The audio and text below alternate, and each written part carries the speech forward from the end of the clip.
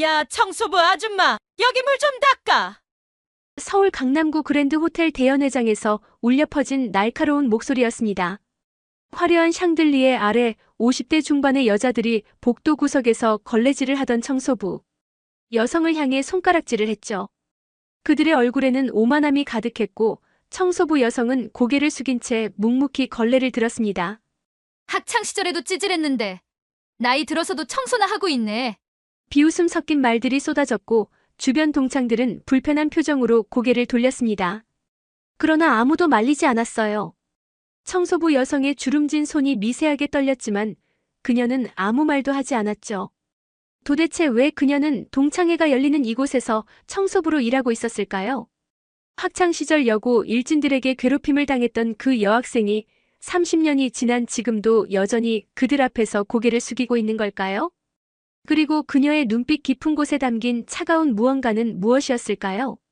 이 이야기가 궁금하시다면 구독과 좋아요 버튼을 눌러주세요. 지금부터 시작됩니다. 서울 강남구 그랜드 호텔 크리스탈홀은 오늘따라 화려했습니다. 여고 졸업 30년을 기념하는 동창회가 열리는 날이었죠. 50대 중반의 동창들이 삼삼오오 모여 옛날 이야기를 나누고 있었어요. 누군가는 성공한 사업가의 부인이 되었고 누군가는 전문직으로 살아가고 있었습니다. 하지만 모두의 얼굴에는 세월의 흔적이 역력했죠. 복도 한쪽에서는 청색 유니폼을 입은 청소부 한 명이 조용히 바닥을 닦고 있었습니다. 허리를 굽힌 채 걸레질을 하는 그녀의 모습은 화려한 연회장과 대조를 이뤘어요. 얼굴에는 깊은 주름이 패여 있었고 손등에는 세월의 상처들이 가득했습니다. 그녀가 누구인지 아는 사람은 아무도 없었죠. 어머, 김태희 언니야. 연회장 입구에서 높은 목소리가 들렸습니다. 50대 중반의 여자 넷이 명품 핸드백을 들고 들어섰어요. 김태희를 중심으로 박미라, 이선영, 최지혜가 뒤따랐습니다. 학창시절 일진으로 이름을 날렸던 그들이었죠. 그들의 옷차림은 화려했지만 어딘가 어색하게 과시적이었습니다. 명품 로고가 큼지막하게 박힌 옷들, 손목에 반짝이는 팔찌 하지만 자세히 보면 진품인지 의심스러운 것들이었어요. 오랜만이야 애들아. 김태희가 동창들을 향해 손을 흔들었습니다. 몇몇은 어색하게 웃으며 인사를 받았지만 대부분은 눈을 피했어요. 학창시절의 기억이 그리 유쾌하지만은 않았으니까요. 김태희 일당은 그런 분위기 따윈 개의치 않는다는 듯 큰 소리로 떠들며 자리를 잡았습니다. 야, 여기 물 좀 가져와. 김태희가 지나가던 웨이터를 불렀습니다. 하지만 그녀의 말투는 요청이 아니라 명령에 가까웠죠. 웨이터가 공손히 물을 가져다 주자 김태희는 한 모금 마시고는 바닥에 일부러 쏟아버렸습니다. 어이, 청소부 아줌마. 여기 물 엎질렀는데 닦아. 복도에서 청소를 하던 여성을 향해 손가락질을 했어요. 청소부 여성은 천천히 고개를 들었습니다. 그녀의 눈과 김태희의 눈이 마주쳤죠. 순간 김태희의 얼굴에 이상한 표정이 스쳤습니다. 어딘가 낯익은 듯한 느낌이었어요. 하지만 곧 그녀는 비웃음을 띠며 말했습니다. 뭘 봐. 빨리 안 닦고. 청소부 여성은 아무 말 없이 걸레를 들고 다가왔습니다. 무릎을 꿇고 바닥에 물을 닦기 시작했죠. 하하. 봐, 청소부 주제의 눈빛은 왜 저렇게 무섭냐? 박미라가 낄낄거리며 웃었습니다. 이선영과 최지혜도 덩달아 웃었어요. 주변 동창들은 불편한 표정으로 시선을 돌렸지만 역시 아무도 말리지 않았습니다. 김태희 일당은 학창시절에도 그랬고 지금도 여전히 무서운 존재였으니까요. 청소부 여성의 손이 미세하게 떨렸습니다. 하지만 그녀는 끝까지 입을 열지 않았어요. 조용히 바닥을 닦고 걸레를 헹구고 다시 복도 구석으로 돌아갔습니다. 그녀의 뒷모습을 보며 김태희 일당은 계속해서 비웃음을 터뜨렸죠. 하지만 그들은 몰랐습니다. 그 청소부 여성의 눈빛 깊은 곳에 담긴 얼음처럼 차가운 무언가를요. 청소부 여성의 이름은 박서연, 올해 57이었습니다. 아니, 정확히는 그게 그녀의 진짜 모습이었죠. 청색 유니폼 속에 감춰진 그녀는 국내 10대 그룹 중 하나인 태양그룹의 회장이었습니다. 3만 명의 직원을 거느리고 연매출 10조 원이 넘는 기업을 이끄는 사람이었어요. 하지만 오늘 이 자리에서 그녀는 그저 보잘것없는 청소부일 뿐이었습니다. 박서연은 복도 구석 청소도구함 앞에 서서 깊은 숨을 들이마셨습니다. 아직 심장이 빠르게 뛰고 있었어요. 김태희의 얼굴을 본 순간 30년 전의 기억들이 홍수처럼 밀려왔었죠. 그녀는 눈을 감았습니다. 기억 속으로 돌아갔어요.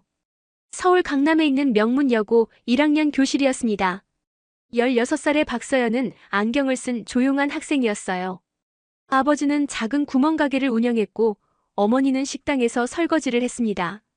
서연은 장학금으로 그 학교에 들어갔죠. 주변은 온통 부잣집 딸들 뿐이었어요. 야, 장학생. 어느 날 김태희가 서연을 불렀습니다. 너 도시락 싸오지? 나 좀 줘봐. 명령이었습니다. 서연이 망설이자 김태희는 서연의 가방을 빼앗아 도시락을 꺼냈어요. 에이, 이게 뭐야? 김치랑 계란말이? 가난하게. 그리고는 쓰레기통에 버렸죠. 서연은 아무 말도 할 수 없었습니다. 그게 시작이었어요. 김태희와 그녀의 무리는 서연을 표적으로 삼았습니다. 매일 심부름을 시켰고 돈을 빼앗았어요. 선생님들은 모른 척했죠. 김태희의 아버지가 학교 이사였으니까요. 서연은 참았습니다. 졸업만 하면 된다고, 대학만 가면 벗어날 수 있다고 생각했어요. 하지만 가장 끔찍했던 날이 있었습니다. 2학년 겨울이었죠. 김태희 일당이 서연을 옥상으로 끌고 갔어요. 너 때문에 우리가 선생한테 혼났어. 내가 고자질했지? 서연은 아니라고, 자신은 아무 말도 하지 않았다고 애원했습니다. 하지만 소용없었어요. 무릎 꿇어. 김태희의 목소리는 차갑습니다. 서연은 차가운 옥상 바닥에 무릎을 꿇었어요. 12월에 매서운 바람이 불어왔습니다. 일어나지 마. 우리가 올 때까지. 그들은 서연을 그곳에 두고 내려갔죠. 1시간, 2시간이 지났습니다. 서연의 무릎은 얼어붙었고 눈물이 흘러내렸어요. 그날 서연은 결심했습니다. 언젠가 반드시 성공하겠다고, 이들을 뛰어넘겠다고요. 무릎을 꿇은 채로 추위에 떨면서 그녀는 이를 악물고 맹세했죠. 이 굴욕을 절대 잊지 않겠다고 말입니다. 박서연은 눈을 떴습니다. 다시 현실로 돌아왔어요. 그녀는 거울에 비친 자신의 모습을 바라봤습니다. 청소부 유니폼을 입은 초라한 모습이었죠. 하지만 그녀의 눈빛은 달랐어요. 30년 전 옥상에서 무릎 꿇었던 그 소녀가 아니었습니다. 이제 그녀는 준비가 되어 있었어요. 시작이군요. 박서연은 작게 중얼거렸습니다. 오늘은 단순히 동창회에 온 게 아니었어요. 이건 그녀가 30년 동안 준비해온 계획의 시작이었죠. 김태희와 그녀의 일당들은 아직 몰랐습니다. 자신들이 지금 무엇을 마주하고 있는지를요. 박서연은 걸레를 들고 다시 복도로 나갔습니다. 연회장에서는 여전히 웃음소리가 들려왔어요. 김태희 일당의 시끄러운 목소리가 유독 크게 들렸죠. 서연은 조용히 미소 지었습니다. 얼음처럼 차가운 미소였어요. 어머, 기억나? 우리 학교 다닐 때 그 장학생 있잖아. 박미라가 와인잔을 들며 낄낄거렸습니다. 이름이 뭐였더라? 박서연? 그 이름을 듣는 순간 복도에서 청소를 하던 여성의 손이 멈췄어요. 하지만 아무도 눈치채지 못했습니다. 아, 그 애.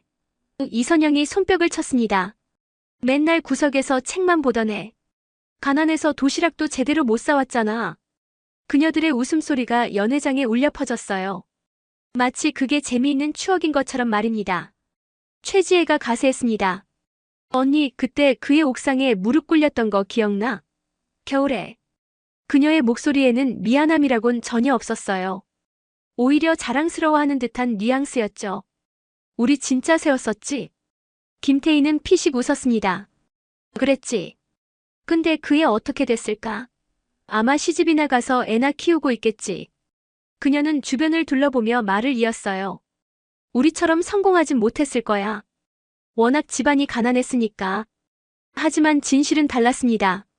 그들이 말하는 성공이란 허울뿐이었어요. 김태희는 재벌 2세와 결혼했지만 남편은 사업 실패로 빚더미에 앉았죠. 지금은 남편의 얼굴에 먹칠하지 않으려 명품으로 치장하며 겉모습만 유지하고 있었습니다. 박미라는 주식 투자로 한탕을 노렸지만 실패했어요. 빌린 돈을 갚지 못해 사채업자들에게 쫓기고 있었죠. 오늘도 가짜 명품 가방을 들고 왔습니다. 진짜처럼 보이게 하려고 온라인에서 구입한 것이었어요. 이선영은 남편이 운영하던 식당이 부도났습니다. 지금은 파트타임으로 일하며 생계를 유지하고 있었어요. 하지만 동창들 앞에서는 여전히 잘 사는 척했죠. 오늘 입고 온 옷도 친구에게 빌린 것이었습니다. 최지혜는 가장 처참했습니다. 도박 중독으로 집까지 날렸어요. 지금은 원룸에서 혼자 살고 있었죠. 오늘 동창회에 오기 위해 한 달 동안 돈을 모았습니다.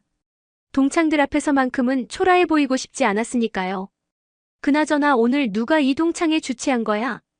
박미라가 물었습니다. 초대장에 주최자 이름이 안 적혀 있던데. 다른 동창들도 고개를 갸웃거렸어요. 모두 일주일 전 고급스러운 초대장을 받았지만 보낸 사람이 누군지는 몰랐죠. 근데 저 청소부 아줌마. 김태희가 복도를 가리켰습니다. 자꾸만 이쪽을 쳐다보는 것 같지 않아?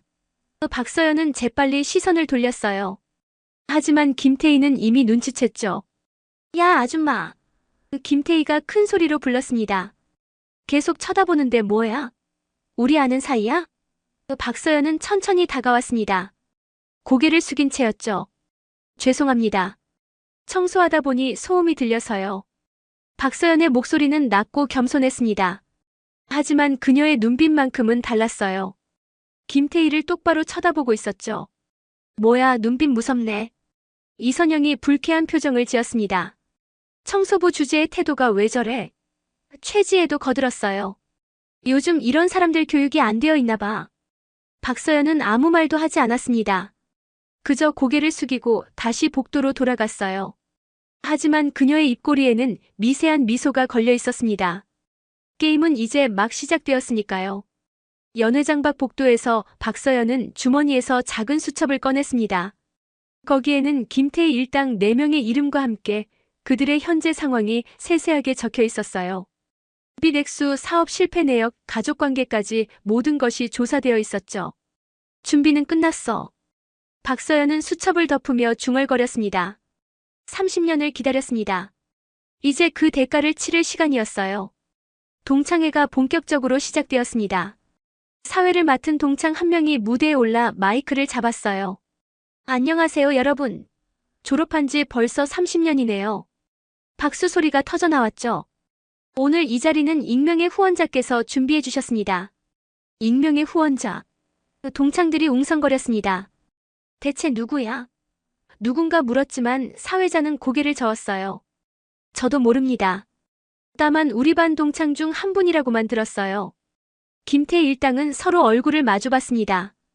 혹시 재벌 오빠 만난 애들 중에 있나? 박미라가 추측했어요. 아니면 사업 대박 나네. 그들은 자신들이 후원자일 거라곤 상상도 하지 못했죠. 무대에서 동창들의 근황 발표가 시작되었습니다. 저는 지금 병원에서 간호사로 일하고 있어요. 한 동창이 소개했죠. 저는 학원 운영하고 있습니다. 또 다른 동창이 말했어요. 소박하지만 진실된 산들이었습니다. 김태희의 차례가 왔습니다. 저는 남편이 사업을 하고 있어요. 저는 그냥 집에서 애들 키우면서 여유롭게 지내죠. 거짓말이었습니다. 남편의 사업은 이미 망했고 그녀는 매일 빚독촉 전화에 시달리고 있었어요. 하지만 동창들 앞에서는 우아한 척했죠. 박미라도 자신의 차례에 큰 소리 쳤습니다. 저는 주식 투자로 꽤 성공했어요. 요즘 부동산도 알아보고 있고요. 진실은 빌린 돈 3천만 원을 갚지 못해 신용불량자가 될 위기였습니다. 오늘 들고 온 가방도 5만 원짜리 짝퉁이었어요. 이선영은 더 과장했습니다. 남편이 식당 체인을 운영하고 있어요. 곧 가맹점도 늘릴 계획이에요. 하지만 실상은 유일한 매장마저 문을 닫은 상태였죠. 그녀는 지금 편의점 야간 아르바이트로 생계를 꾸리고 있었습니다. 최지혜는 아예 직업을 바꿔 말했습니다. 저는 무역회사 다니고 있어요. 해외 출장도 자주 가고. 실제로는 실직 상태였어요. 도박 빚 때문에 정상적인 취업도 불가능했죠. 오늘 동창회 참가비도 친구에게 빌려서 냈습니다. 그들의 거짓말을 복도에서 듣고 있던 박서연은 쓴웃음을 지었습니다. 30년 전 그녀를 무릎 꿇게 했던 그들이 지금은 이렇게 초라한 거짓말로 자신을 포장하고 있었어요. 인생의 아이러니였죠. 자, 이제 식사를 하시겠습니다. 사회자의 말에 웨이터들이 음식을 날랐어요. 고급 프렌치 코스 요리였습니다. 동창들의 눈이 휘둥그레졌죠. 와, 이거 완전 비싼 건데? 도대체 후원자가 누구야? 김태희는 포크로 스테이크를 자르며 말했습니다. 이 정도면 최소 1인당 30만 원은 할 텐데. 박미라가 대답했어요. 여기 50명 왔으니까 1,500만 원. 와, 진짜 부자네. 그 순간 박서연이 와인을 따르러 들어왔습니다. 호텔 측 요청으로 청소부들도 서빙을 돕게 된 거였죠. 그녀는 김태희의 잔에 레드와인을 따랐어요. 어머, 청소부가 와인을 따르네. 최지혜가 비꼬았습니다. 손 씻고 온 거야? 이선영이 거들었죠. 박서연은 침착하게 대답했습니다. 깨끗이 씻었습니다. 김태희가 와인을 한 모금 마시고는 얼굴을 찡그렸어요. 이게 무슨 맛이야? 이상한데? 사실 아무 문제 없었습니다. 김태희는 와인 맛을 제대로 아는 사람이 아니었으니까요. 하지만 트집 잡고 싶었죠. 다시 가져와. 김태희가 잔을 박서연에게 내밀었습니다. 박서연은 조용히 잔을 받았어요. 그 순간 김태희의 손이 일부러 잔을 흔들었고 와인이 박서연의 유니폼에 쏟아졌죠. 어머, 미안. 김태희의 사과는 전혀 진심이 아니었습니다. 오히려 만족스러운 표정이었어요. 주변 동창들이 불편한 시선을 보냈지만 역시 아무도 말리지 않았습니다. 박서연은 젖은 옷을 내려다봤습니다. 30년 전에도 이랬죠. 김태희가 우유를 그녀의 교복에 일부러 쏟았었어요. 역사는 반복되고 있었습니다. 하지만 이번에는 결말이 달랐어요. 괜찮습니다. 박서연은 조용히 말하고 물러났습니다. 하지만 그녀의 눈빛에는 결의가 담겨 있었죠. 이제 정말로 시작할 시간이었습니다. 식사가 끝나갈 무렵 연회장 문이 열렸습니다. 키가 크고 단정한 정장을 입은 여성이 들어섰어요. 그녀의 나이는 50대 초반쯤 되어 보였고 손에는 서류 가방을 들고 있었죠. 동창들의 시선이 그녀에게 쏠렸습니다. 안녕하세요. 저는 태양그룹 비서실장 정미경이라고 합니다. 여성이 공손히 인사했어요. 태양그룹이라는 단어에 연회장이 술렁였죠. 오늘 이 자리를 마련하신 분의 대리인으로 왔습니다. 태양그룹이요? 한 동창이 놀라서 물었습니다. 국내 10대 그룹 중 하나잖아요. 정미경 비서실장은 미소 지으며 고개를 끄덕였어요. 네, 맞습니다. 저희 회장님께서 이 자리를 준비하셨습니다. 김태희가 벌떡 일어섰습니다. 회장님이요? 혹시 우리 반 동창이신가요? 다른 일당들도 흥분한 표정이었어요. 태양그룹 회장이라면 엄청난 재력을 가진 사람이었으니까요. 그렇습니다. 정미경은 차분하게 대답했습니다. 회장님께서는 여러분과 같은 학교를 졸업하셨어요. 그리고 오늘 특별히 이 자리에 직접 참석하고 계십니다. 동창들이 웅성거렸죠. 누구야? 대체 누가 그렇게 성공했어? 정미경 비서실장은 연회장을 천천히 둘러봤습니다. 그녀의 시선이 복도 쪽으로 향했어요. 회장님께서는 오래전 이 학교에서 힘든 시간을 보내셨다고 들었습니다. 하지만 그 경험이 오히려 지금의 성공을 만드는 원동력이 되었다고 하시더군요. 박미라가 옆 사람에게 속삭였습니다. 우리 반에 그렇게 성공한 애가 있었나? 이선영도 고개를 갸웃거렸어요. 전혀 생각이 안 나는데? 김태희는 뭔가 불안한 기분이 들기 시작했죠. 회장님께서는 오늘 이 자리에서 특별한 발표를 하실 예정입니다. 정미경이 말을 이었어요. 잠시 후 직접 인사를 드리러 오실 겁니다. 동창들의 기대감이 높아졌죠. 누구나 태양그룹 회장과 인사하고 싶었으니까요. 그때였습니다. 복도에서 박서연이 천천히 걸어 들어왔어요. 여전히 청소부 유니폼을 입고 있었죠. 동창들은 그녀를 힐끔 보고는 다시 시선을 돌렸습니다. 하지만 정미경 비서실장의 반응은 달랐어요. 정미경은 박서연을 향해 깊이 허리를 숙였습니다. 회장님 오셨습니까? 그 순간 연회장이 얼어붙었어요. 모든 대화가 멈췄죠. 동창들은 믿을 수 없다는 표정으로 박서연을 바라봤습니다. 뭐라고요? 김태희가 떨리는 목소리로 물었습니다. 지금 저 청소부한테 회장님이라고 한 거예요? 정미경은 차분하게 대답했죠. 네, 이분이 태양그룹 박서연 회장님이십니다. 박서연은 천천히 청소부 유니폼의 단추를 풀었습니다. 안에는 고급 맞춤 정장이 입혀져 있었어요. 그녀는 머리에 쓰고 있던 모자를 벗었죠. 단정하게 올린 머리가 드러났습니다. 순식간에 초라한 청소부가 아니라 카리스마 넘치는 회장의 모습이 나타났어요. 오랜만입니다, 여러분. 박서연의 목소리가 바뀌었습니다. 더 이상 낮고 겸손한 톤이 아니었어요. 차갑고 단호한 수만 명의 직원을 이끄는 리더의 목소리였죠. 30년 만에 다시 만나네요. 동창들은 충격에 빠져 말을 잃었습니다. 그들이 오늘 하루 종일 무시하고 조롱했던 청소부가 국내 굴지의 대기업 회장이었던 거예요.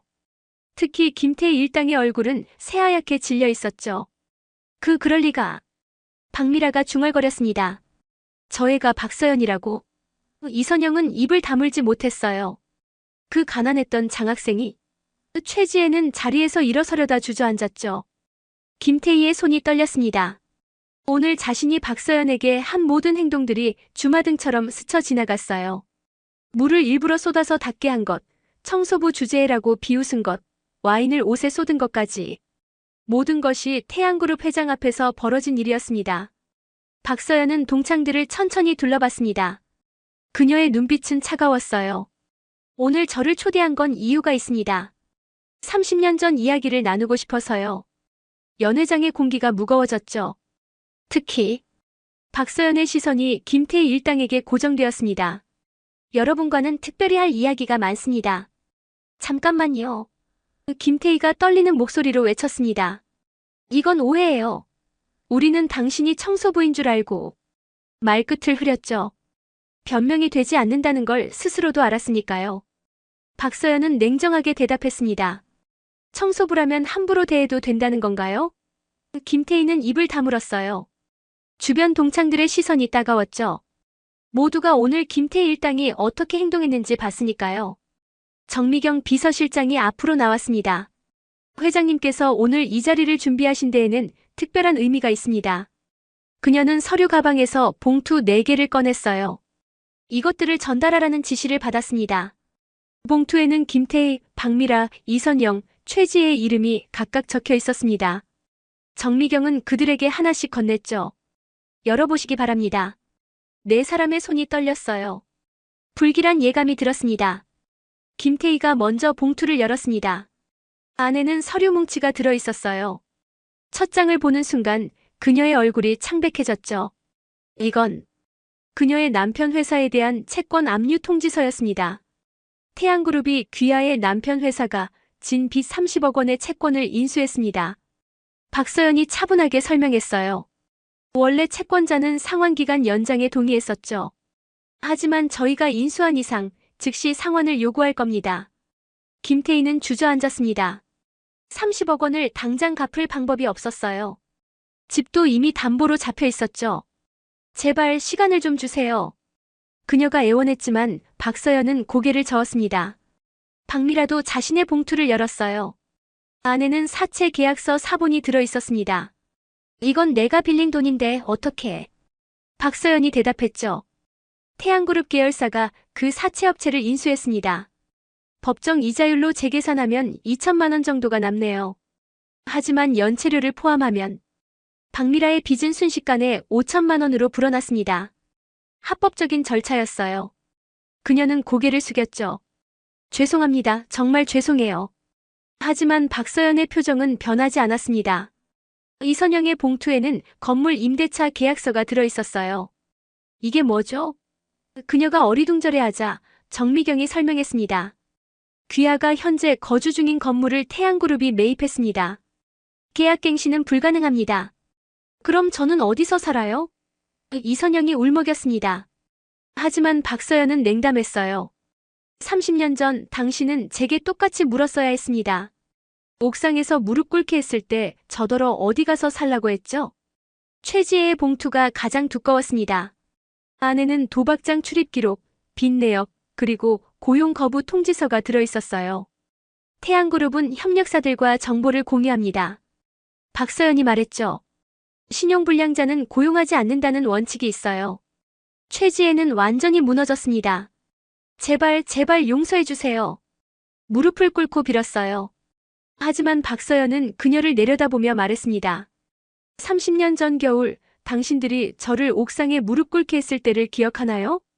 그때 제가 얼마나 추웠는지, 얼마나 무서웠는지 알아요? 박서연의 목소리에 감정이 실렸습니다. 2시간 동안 얼어붙은 바닥에 무릎 꿇고 있었죠. 당신들은 안에서 따뜻한 음료 마시면서 웃고 있었어요. 연회장의 다른 동창들도 충격에 빠졌습니다. 그런 일이 있었는지 몰랐던 거예요. 아니, 알면서도 모른 척했던 걸까요? 누군가가 작은 목소리로 중얼거렸습니다. 우리도 공범이었네. 김태희가 박서연에게 다가가려 했습니다. 서연아, 아니 회장님. 우리가 잘못했어요. 정말 미안해. 하지만 정미경 비서실장이 막아섰죠. 회장님께 함부로 접근하지 마십시오. 박서연은 시계를 보았습니다. 오늘은 여기까지입니다. 하지만 이건 시작일 뿐이에요. 그녀는 동창들을 향해 마지막 말을 남겼죠. 30년 동안 저는 준비했습니다. 여러분이 저에게 준 고통을 정확히 돌려드리기 위해서요. 김태희 일당은 바닥에 주저앉았습니다. 그들의 인생이 무너지는 소리가 들리는 듯했어요. 박서연은 더 이상 그들을 보지 않았습니다. 그녀는 정장 재킷을 여미고 연회장을 나섰죠. 동창회가 끝난 다음 날 김태희는 남편에게서 전화를 받았습니다. 여보, 큰일 났어. 남편의 목소리는 떨리고 있었어요. 태양그룹에서 채권 즉시 상환 요구가 왔어. 한 달 안에 30억을 갚아야 한대. 한 달? 김태희는 허탈하게 웃었습니다. 30억을 한 달 안에 어떻게 구해? 남편은 대답하지 못했어요. 그들에게는 방법이 없었죠. 집을 팔아도 부족했고 친척들도 이미 등을 돌린 상태였습니다. 일주일 후 김태희의 집에 경매 통지서가 날아왔어요. 강남의 고급 아파트였지만 이제 남의 손으로 넘어갈 운명이었죠. 김태희는 빈 거실에 앉아 눈물을 흘렸습니다. 이게 다 내가 한 짓 때문이야. 박미라의 상황은 더 급박했습니다. 태양그룹 계열사로 바뀐 채권자는 가차 없었어요. 5천만 원을 2주 안에 갚지 않으면 법적 조치를 취하겠습니다. 박미라는 친구들에게 돈을 빌리러 다녔지만 모두가 거절했죠. 미라야, 미안해. 우리도 형편이 어려워서. 평소 친하게 지내던 친구도 고개를 저었습니다. 박미라는 길거리에 주저앉아 울었어요. 내가 왜 그랬을까? 왜 서연이를 그렇게 괴롭혔을까? 이선영은 짐을 싸고 있었습니다. 건물주가 바뀌면서 보증금도 돌려받지 못했어요. 태양그룹 측에서는 이전 소유자의 채무를 보증금으로 상계했다고 하더군요. 부동산 중개인이 안타까운 표정으로 말했죠. 그럼 저는 갈 곳이 없는데요? 이선영이 울먹였습니다. 중개인은 어쩔 수 없다는 듯 어깨를 으스겼어요. 이선영은 고시원으로 이사를 갔습니다. 좁은 방에서 혼자 밤을 보내며 과거를 후회했죠. 최지혜는 일자리를 찾아 헤맸습니다. 하지만 어디를 가도 거절당했어요. 죄송합니다. 저희는 태양그룹 협력사라서요. 신용정보를 확인했는데 채용이 어렵겠습니다. 똑같은 대답만 돌아왔죠. 한 달이 지났습니다. 김태희의 집은 경매로 넘어갔어요. 그녀는 작은 월세방으로 이사했죠. 명품 가방과 옷들은 모두 팔아야 했습니다. 거울 앞에 선 그녀는 자신의 모습을 보며 울었어요. 박미라는 결국 개인회생을 신청했습니다. 법원에서 나오며 하늘을 올려다봤어요. 서연아, 정말 미안해. 하지만 그녀의 사과는 누구에게도 전달되지 않았죠. 이선영은 편의점 야간 알바를 시작했습니다. 밤새 서서 일하며 무릎이 아팠어요. 문득 30년 전 박서연이 옥상에서 무릎 꿇고 있던 모습이 떠올랐죠.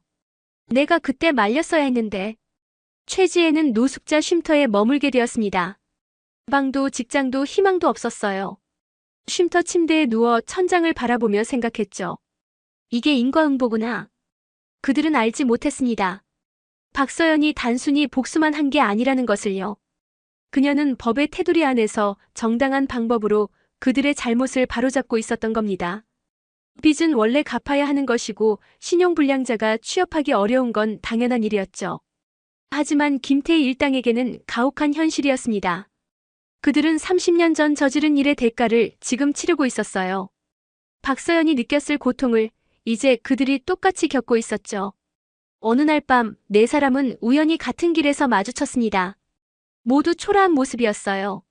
말없이 서로를 바라보다가 최지혜가 먼저 입을 열었죠. 우리 서연이한테 가서 빌자. 지금 와서 빌면 뭐해? 김태희가 한숨을 쉬었습니다. 우리가 한 짓을 생각하면 용서받을 자격도 없어. 네 사람은 거리에 주저앉아 울었습니다. 추운 밤이었죠. 태양그룹 본사 회장실에서 박서연은 창밖을 바라보고 있었습니다. 서울의 야경이 발 아래 펼쳐져 있었어요. 정미경 비서실장이 보고서를 들고 들어왔죠. 회장님, 그들의 근황입니다. 박서연은 보고서를 펼쳤습니다. 김태희 일당의 현재 상황이 상세히 기록되어 있었어요. 예상대로군요. 그녀는 보고서를 덮으며 말했습니다. 하지만 아직 끝이 아니에요. 회장님. 정미경이 조심스럽게 물었습니다. 여기서 멈추시는 건 어떠신지요? 그들도 충분히 고통받았습니다. 박서연은 고개를 저었어요. 아니에요. 진짜 목적은 따로 있습니다. 박서연은 책상 서랍에서 낡은 수첩을 꺼냈습니다. 학창시절 쓰던 일기장이었어요. 펼쳐진 페이지에는 떨리는 글씨로 적힌 문장이 있었죠. 언젠가 나는 강해질 거야. 그리고 약한 사람들을 지켜줄 거야. 제 복수는 개인적인 감정 때문만이 아닙니다. 박서연이 말했어요. 학교 폭력, 직장 내 괴롭힘, 사회적 약자에 대한 무시. 이 모든 게 잘못되었다는 걸 보여주고 싶었어요. 정미경은 고개를 끄덕였습니다. 그래서 청소부로 위장하신 거군요. 맞아요. 박서연이 확인했죠. 청소부라는 이유로, 가난하다는 이유로 함부로 대하는 사람들. 그들의 본성을 확인하고 싶었어요. 그리고 김태희 일당은 30년이 지나도 변하지 않았더군요. 박서연의 목소리에 실망이 묻어났습니다. 오히려 더 교활해졌어요. 겉으론 명품으로 치장하고 성공한 척하면서 여전히 약자를 무시했죠. 정미경이 물었습니다. 다음 계획은 무엇입니까? 박서연은 미소 지었어요. 재단을 만들 겁니다. 학교 폭력 피해자들을 위한 재단이요. 그들에게 심리치료와 법률 지원, 그리고 장학금을 제공할 겁니다. 김태희 일당에게서 회수한 채권 금액이 60억 정도 됩니다. 박서연이 설명했죠. 그 돈으로 재단을 설립하겠어요. 그들이 저에게 준 고통이 다른 피해자들을 돕는 밑거름이 되는 겁니다. 정미경의 눈이 빛났습니다. 훌륭한 결정이십니다, 회장님. 박서연은 창밖을 다시 바라봤어요. 그들에게는 한 가지 기회를 더 줄 겁니다. 진심으로 반성한다면요. 다음 날 김태희 일당에게 다시 편지가 도착했습니다. 태양그룹 로고가 박힌 봉투였어요. 그들은 떨리는 손으로 편지를 열었죠. 안에는 짧은 메시지가 적혀 있었습니다. 학교 폭력 예방재단에서 자원봉사를 할 의향이 있습니까? 여러분의 경험이 다른 가해자들에게 교훈이 될 수 있습니다. 진심으로 반성하고 속죄하고 싶다면 연락 바랍니다. 마이너스 박서연. 김태희는 편지를 읽고 눈물을 흘렸습니다. 기회를 주는 거야. 우리한테. 박미라도 울었어요. 정말 훌륭한 사람이야. 우리는 그런 사람을 괴롭혔던 거야. 이선영은 곧바로 태양그룹에 전화를 걸었습니다. 자원봉사하겠습니다.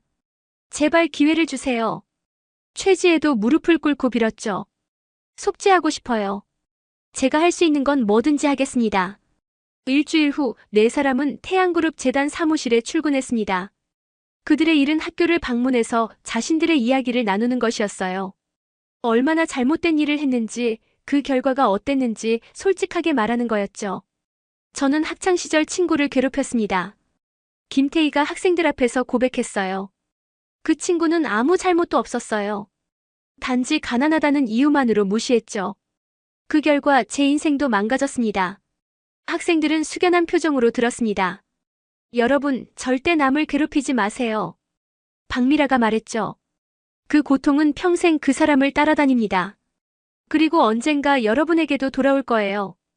박서연은 멀리서 그 모습을 지켜봤습니다. 그녀의 복수는 단순한 보복이 아니었어요. 가해자들을 변화시키고 더 나은 사회를 만드는 것이었죠. 이제 시작이에요. 박서연은 조용히 중얼거렸습니다. 3개월이 흘렀습니다. 김태희는 매주 토요일마다 학교를 방문했어요.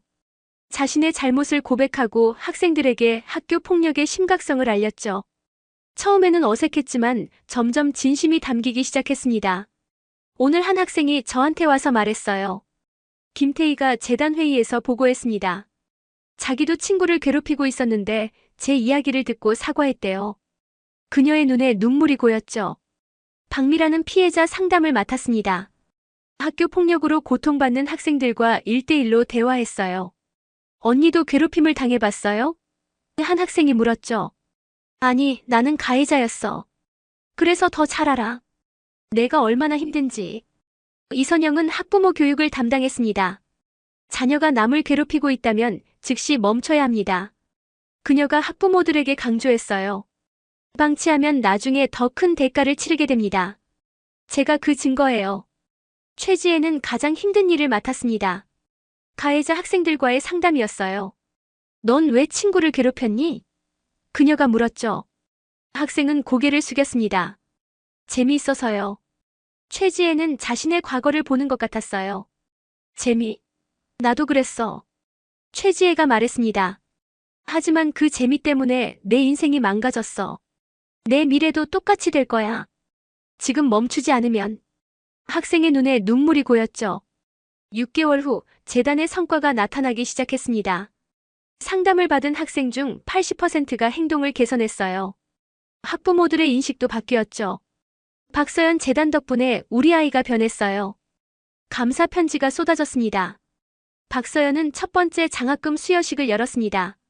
학교 폭력 피해를 극복하고 열심히 공부한 학생들에게 장학금을 주는 자리였어요. 여러분은 혼자가 아닙니다. 박서연이 말했죠. 이 사회가 여러분을 지켜줄 겁니다. 장학금을 받은 한 학생이 박서연에게 다가왔습니다. 회장님도 괴롭힘을 당하셨다면서요? 박서연은 고개를 끄덕였어요. 그래, 아주 심하게. 그런데 어떻게 이렇게 성공하셨어요? 학생이 물었죠. 포기하지 않았어. 박서연이 대답했습니다.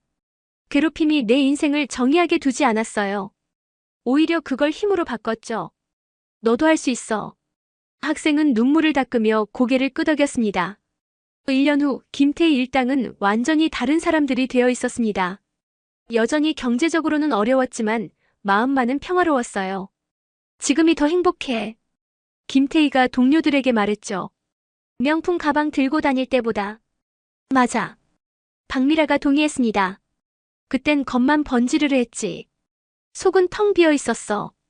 이선영도 고개를 끄덕였어요. 이제야 진짜 내 모습으로 사는 것 같아. 최지혜는 가장 많이 변했습니다. 도박도 끊고 재단 일에 전념했어요. 서연이가 내 인생을 구해줬어. 그녀가 진심으로 말했죠. 그때 그냥 무너뜨렸으면 나 정말 끝장났을 거야. 재단 창립 2주년 기념식이 열렸습니다. 박서연은 무대에 올라 마이크를 잡았어요. 이 재단은 복수가 아닙니다. 치유예요. 가해자도 피해자도 모두 치유받을 수 있는 곳이죠. 저를 괴롭혔던 사람들이 지금 이 재단에서 일하고 있습니다. 박서연이 김태희 일당을 가리켰어요. 그들은 변했어요. 진심으로 반성하고 속죄하고 있죠. 그게 제가 원했던 겁니다. 김태희가 무대로 올라왔습니다. 서연아, 정말 미안해. 그녀의 목소리는 떨렸어요. 30년 늦은 사과지만 진심이야. 그리고 고마워. 나를 포기하지 않아줘서. 박서연은 김태희를 껴안았습니다. 그 순간 30년의 원한이 눈 녹듯 사라졌어요. 이제 우리 모두 앞으로 나아가요. 박서연이 속삭였죠. 연회장에 박수가 터져나왔습니다. 그로부터 5년이 흘렀습니다. 박서연 재단은 전국으로 확대되었어요. 수많은 학교 폭력 피해자들이 도움을 받았고 가해자들도 변화의 기회를 얻었죠. 학교 폭력 발생률도 눈에 띄게 감소했습니다. 김태희는 이제 재단의 부이사장이 되어 있었습니다. 그녀는 전국을 돌아다니며 강연을 했어요. 저는 가해자였습니다.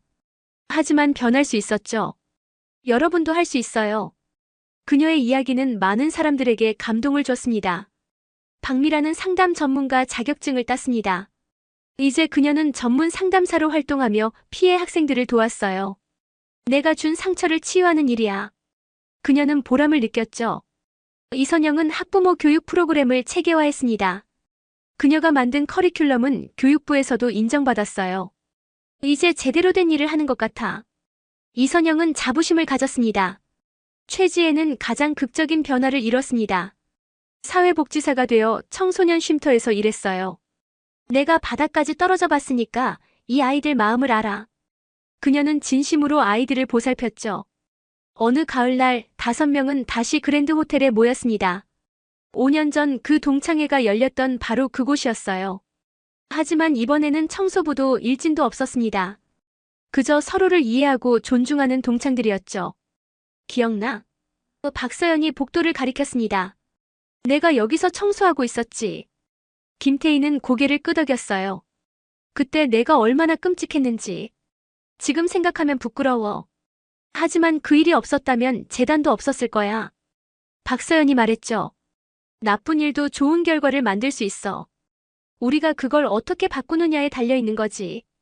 그들은 함께 식사를 했습니다. 5년 전과 똑같은 메뉴였어요. 하지만 분위기는 완전히 달랐죠. 웃음소리가 끊이지 않았고 진심 어린 대화가 오갔습니다.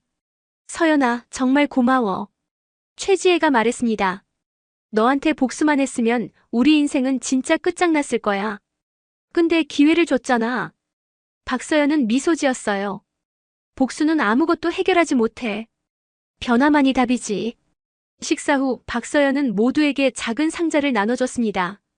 선물이에요. 상자 안에는 목걸이가 들어있었어요. 펜던트에는 희망이라는 글자가 새겨져 있었죠. 우리 모두 희망을 잃지 말아요. 박서연이 말했습니다. 피해자에게는 극복의 희망을, 가해자에게는 변화의 희망을요. 그게 제가 깨달은 거예요. 5명은 호텔 밖으로 나왔습니다. 가을 하늘이 맑았어요. 다음에 또 만나자. 그들은 약속했죠. 이제 그들은 진짜 친구가 되어 있었습니다. 박서연은 차에 타며 뒤돌아봤습니다. 5년 전 이곳에서 시작된 이야기가 이렇게 아름답게 끝나다니. 그녀는 만족스러운 미소를 지었어요. 학교 폭력으로 고통받는 분들, 그리고 과거의 잘못으로 괴로워하는 분들 모두에게 희망이 있습니다. 변화는 가능해요. 그리고 용서도 가능하죠. 이 이야기가 누군가에게 작은 위로가 되었으면 좋겠습니다. 여러분의 소중한 댓글과 구독, 좋아요가 더 많은 이야기를 만드는 힘이 됩니다. 지금까지 긴 이야기 들어주셔서 감사합니다. 다음에도 좋은 이야기로 찾아뵙겠습니다.